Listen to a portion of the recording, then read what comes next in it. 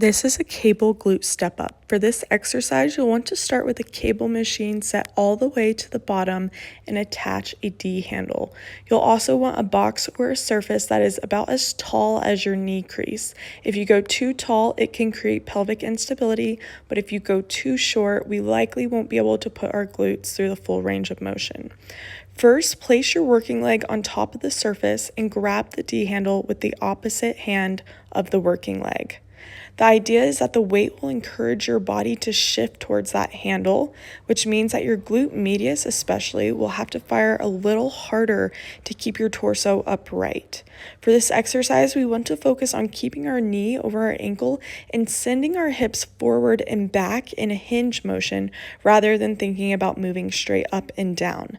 I want you to send your glutes back until your knee reaches about a 90-degree angle or just slightly more, and then squeeze your glutes and press through your working foot to stand up. You can hold onto the cable machine pole for a little more stability, but don't pull yourself up with it. We also don't want to kick ourselves up by pushing off the non-working leg once it touches the floor. Instead, press through the working leg, squeeze your glutes, and hinge your hips forward and up. I want you to imagine that there's a puddle on the ground behind you, and you're trying to bring your non-working leg behind that puddle to keep your shoes clean. It's okay if you have the slightest forward lean. This will help also engage the glutes a little bit more. It's also important too, especially on the way down, that you are controlling that motion and not just falling onto the ground.